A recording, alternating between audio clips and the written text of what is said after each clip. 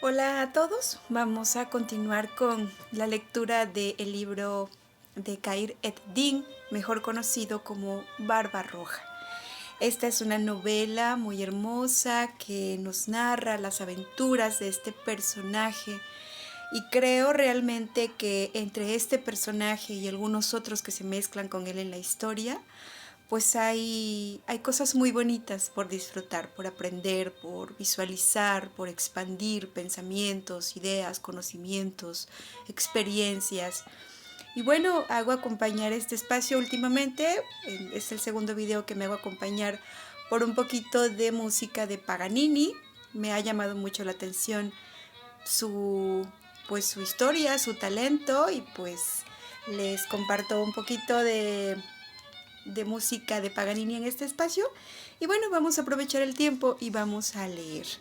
Les recuerdo que este es un espacio que promueve la lectura en edades, en todo tipo de edades, pero principalmente en las edades jóvenes. Creo sinceramente, tengo dos hijos jóvenes y creo sinceramente que la experiencia de que un ser humano descubra la lectura a una edad temprana es una especie de rescate, es una especie de espacio en el que uno puede charlar con mentes brillantes, con mentes hermosas, que plasmaron sus ideas en libros y ahora nosotros podemos disfrutarlo. Entonces, en esta edad en la que el ser humano a veces vive confusiones, miedos, interrogaciones, pues qué mejor, qué mejor, qué mejor que refugiarse en estos espacios con estas mentes. Y bueno, de aquí se aprende mucho, de aquí se pueden superar muchas cosas, de aquí se pueden tener muchos consejos, expansión de mente, ideas nuevas, bueno, todas esas cosas fabulosas y positivas que podemos encontrar en un libro. Bueno, pues vamos a continuar y espero realmente que este espacio pueda servir en algún momento para todas las personas que lleguen a él y deseen y decidan pues explorarlo. Bueno, dice así. ¿Qué? ¿Qué pensáis hacer entonces conmigo? Demandó de Valera, con el tono entrecortado de emoción y ansiedad. ¿Cuál es la razón de este insólito acto? Uno muy sencillo, señor, olvidando que os tengo en mi poder, olvidando por ahora todo el mal y el sufrimiento que me habéis causado.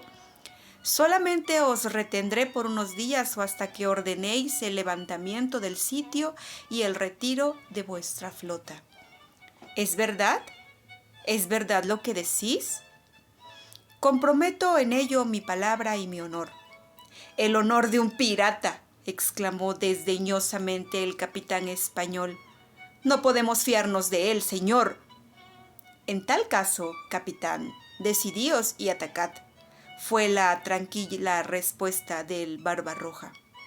Probablemente seréis el primero en tener el honor de escoltar a vuestro jefe en el camino al infierno. ¿Comprometéis vuestro honor, Khayr ed-Din? Si es necesario, almirante, lo dejaremos sentado por escrito. Don Diego de Valera pareció retornar a la vida. Se estiró y, soltándose a la presión de Dragut, declaró que aceptaba el pacto. Se dejarían establecidas las bases por escrito. Él dejaría firmada una petición al cardenal Jiménez recomendando el levantamiento del sitio. Aceptaría bajar a tierra y constituirse en prisionero de los argelinos, hasta tanto se procediera a levantar el sitio. Los corsarios dejarían en libertad al español luego del retiro de la flota, depositándolo sin daño ni ofensa en la guarnición española de Orán. El propio Pafnucio se encargó de redactar los términos del acuerdo firmado, el cual, en la presencia de todos los presentes, el capitán español Alonso de Iriarte ordenó bajar un bote en el que los corsarios se embarcaron sin prisa para alejarse poco después con los dos personajes capturados, desapareciendo en el mar que empezaba a cubrirse de la bruma del amanecer. El nuevo día se anunció con una esplendidez magnífica, que parecía el preanuncio de felices aconteceres, porque pese a las medidas adoptadas para que no trascendiera la notable hazaña cumplida la noche anterior, lo cierto era que todo Argel conocía la verdad o parte de la verdad, y ello daba lugar a un grande y esperanzado movimiento de gentes que, suspendiendo sus labores habituales, se concentraban sobre la plaza del palacio. Ahí era donde se hallaba prisionero, se decía, el almirante español. El gentío se fue formando en pequeños y animados grupos que al promediar el día llegaron a construir importantes núcleos humanos. El creciente número, por otra parte, daba lugar a una cada vez más resuelta expresión de opiniones. En general se advertía un sentimiento animoso, muy a tono con el espíritu nativo de hacer pronta y ejemplar justicia con los prisioneros, mucho más cuando éstos eran responsables de daños físicos y materiales causados al pueblo. Por naturaleza, se desatendía de las razones diplomáticas y reclamaba la aplicación inmediata de la ley del talión. Todos los grupos y en síntesis todo el pueblo argelino convencido estaba de la justicia de su punto de vista. En el palacio la actividad era igualmente intensa. Había movimiento incesante de tropas, de cortesanos, de jefes y capitanes corsarios que iban y venían con sus escoltas. Unos a cerciorarse de que era cierta la noticia que corría por Argel desde muy temprano. Otros porque querían ser de los primeros en congratular a los héroes de la gran hazaña. Como es de imaginar, también aquí en el palacio, entre los funcionarios y los cortesanos, y aún entre las tropas de guardia y sus jefes, las opiniones sobre el tratamiento del ilustre prisionero diferían en lo substancial. Muchos se mostraban respetuosos de los pactos y aducían que sus razones habían tenido los responsables de aquella hazaña para proponer términos que debían respetarse. Otros, en cambio, mencionaban los daños inferidos por don Diego de Valera al gobierno y al pueblo de Argel, por lo cual debía ajusticiárselo públicamente. Un poco antes de que el rey de los astros llegara al apogeo de su carrera por el espacio, en la hermosa sala de audiencias y en sus inmediaciones, se fue congregando una animosa y bulliciosa concurrencia, dividida, repetimos, en sus opiniones. Muchos venían a ver a Khayr ed-Din. Otros, en cambio, suponían que el bey Aruk se sobrepondría a su estado y acudiría a dictaminar su fallo sobre la situación respetando la voluntad popular. El hecho de que los partidarios de una drástica medida de represalia constituyeran un grupo más numeroso y por tanto más ruidoso, les permitía abrogarse una representativa que no tenían en lo cierto. El gran salón, sin embargo, no contó hasta muy tarde con el honor de la presencia de Khayr ed-Din. Había estado en los frentes y puestos de defensa revisando los efectivos y los elementos con que se contaba. No quería dejar libradas las cosas al azar o sustentarse en una falsa esperanza, declaró Barbarroja a los primeros grandes señores que se acercaron a él y lo acosaron a preguntas. Conocemos por amarga experiencia que acuerdos de este tipo no siempre son religiosamente cumplidos por nuestros enemigos, dijo. Por ello, no voy a cometer la ingenuidad de suponer que levantarán el sitio en un lapso prudencial. Temo incluso que nos ataquen con renovado vigor en cuanto les lleguen los refuerzos que esperan. Sin embargo, ilustres alzarifes, no descarto tampoco la posibilidad de que cumplan lo pactado. Hago un paréntesis aquí para aclarar que alzarifes corresponde a la palabra príncipes. Por todo eso os ruego que seáis pacientes. No podemos obrar de uno u otro modo hasta tanto no tener una prueba irrefutable del proceder correcto o incorrecto de los hispánicos. ¿Dónde se encuentran los prisioneros? ¿Es cierto que el otro prisionero es un alto prelado? Khayr ed-Din se echó a reír al oír esta evidente deformación de la voz populi. Se trataba de un rehén y no de un prisionero, explicó. El otro era un voluntario y, por cierto, lejos estaba de ser un clérigo católico. Don Diego de Valera ha sido alojado en una cámara del palacio a tono con su condición y rango, declaró. Se le mantiene estrictamente vigilado. En cuanto al otro personaje, como su presencia es voluntaria, goza de completa libertad. Se le ha proporcionado adecuado alojamiento donde permanece, según me ha dicho, para reponerse de las emociones recibidas. Pacientemente siguió atendiendo Khayr a sus visitantes, a algunos dando detalles de la expedición nocturna anterior, a otros respondiendo a sus preguntas y frenando en la mayoría de los casos los arrebatos vindicativos de los más exaltados. Poco antes de mediodía se produjo un revuelo mayúsculo entre los cortesanos, ocasionado por la repentina e inesperada presencia de Arudh. Este se mostraba impresionantemente pálido, su gesto era adusto y casi torvo, pero más que todo eso, su brazo vendado, expresivamente más corto que el otro, causó sensación, preocupación.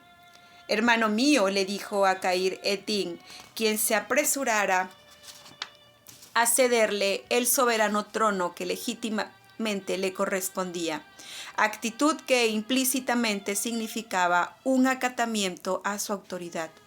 «Vengo a reasumir oficialmente mi mandato. En nombre del noble pueblo argelino y del mío propio, debo darte las gracias por tu breve y sin embargo inteligente, cuanto fructífera conducción de gobierno». La situación se mostraba un tanto forzada por parte de Arudh, pues Khayr ed-Din lo había visitado en su lecho de enfermo al asomar el día, dándole cuenta detallada de todo lo ocurrido.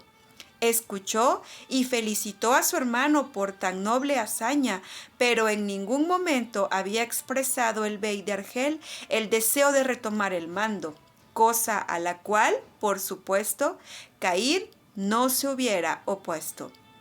¿Qué propósito perseguía, pues, con este súbito cambio?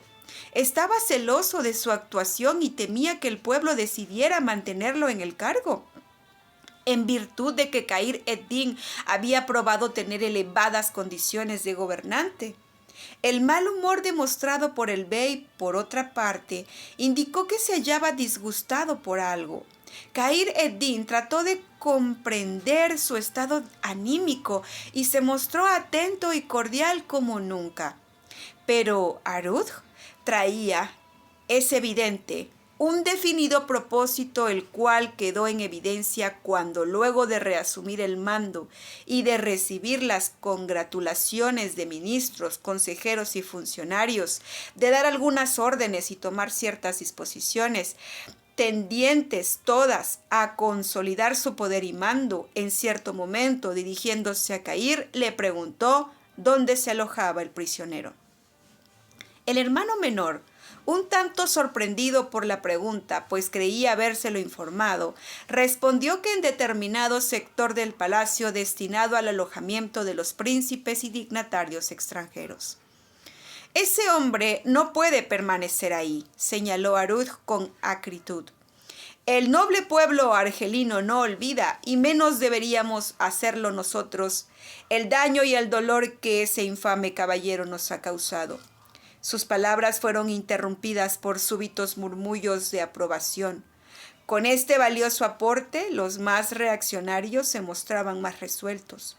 Por tanto, ordeno que sea trasladado a una prisión común, donde sin embargo será tratado con las consideraciones debidas a su rango, agregó el bey en tono que no admitía réplica. En cuanto al otro prisionero, Khayr ed-Din no lo dejó proseguir y declaró que no se trataba de tal sino de un voluntario, al cual había decidido tomar a su servicio.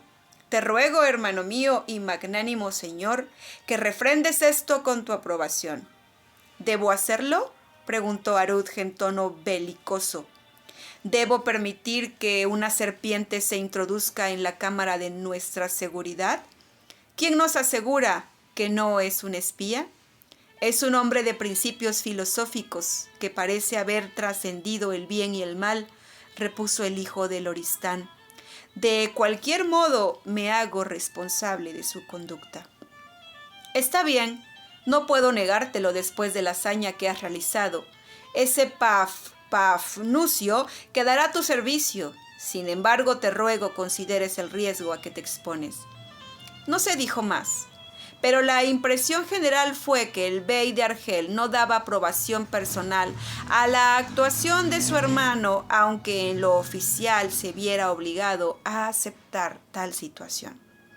Ese mismo día por la tarde, Khayr se hizo presente en el aposento donde el hombrecillo de la peluca y los espejuelos de gruesos cristales se hallaba entregado a la absorbente lectura de un grueso infolio. «¡Oh, señor!», exclamó el hombrecillo en tono de sincero júbilo al verlo. «Permíteme que una vez más agradezca de corazón por tu generosidad al liberarme». Señaló el libro que estaba leyendo. «Por primera vez en varios años he tenido el privilegio y el placer de releer a Platón». «Pafnucio, debes saber que he decidido adoptarte. Entrarás a mi servicio. Mas no supongas por ello que has de llevar una existencia relajada. Oh, señor de la barba, el corazón y la mano de fuego, me has liberado de mis cadenas y tu esclavo soy. Mas te ruego que no me impongas el servicio de las armas, que para ellas no cuento con aptitud, ni la tortura del humillante servicio nuncupatorio al que me tenía sometido don Diego. Te juro por Metis, diosa de la sabiduría, que no existe tarea más degradante para el espíritu libre que la sujeción mental de tareas tan prosaicas como las de copiar las mentiras de otro. «¡Oh!», rió el capitán, «¿quieres decir que no quieres ser escriba?». «En efecto, señor, nada odio más que eso. El solo ver la tinta y la pluma me enferman. 4 años escribiendo 20 horas por jornada me han traído a tan triste condición». «Vaya, ¿y cómo piensas ganarte el sustento y el techo?». «Nómbrame consejero o jefe de la mirada resplandeciente y la mano dura. Aquí enjuto y esmirriado como me ves, soy un profundo pozo de sabiduría. Pocas cosas relativas a la vida, la ciencia y la cultura hay que yo ignore. También aprendí a conocer el alma del hombre y me basta ver sus ojos para saber, no lo que piensa, que es más sencillo, sino lo que fragua. Un gran jefe como tú debe tener tal consejero». «¿Y cómo has descubierto que soy un buen jefe?». «Oh, eso se ve a la legua. Tu voz, tu mirada, tus gestos o ademanes muestran al hombre de resolución y valor, pero no al infatuado y precipitado, sino al que obra luego de madura reflexión y está cierto de lo que hace. Sí, Khayr ed-Din, estás llamado a cumplir un gran destino». «¿Y quieres uncirte al carro del futuro vencedor, Bribón? Dime, ¿sabes leer también el porvenir?». «Sé intuirlo, que acaso sea mejor». Por eso te digo, cuídate, algo se trama contra ti. Bueno, este Pafnucio, sin lugar a dudas, a título personal, es un personaje que amé la primera vez que leí este libro. Contiene tanta filosofía, tanta sabiduría, que yo espero que en algún momento alguien pueda disfrutarlo tanto como lo hago yo. Continuamos en la próxima. Hasta pronto.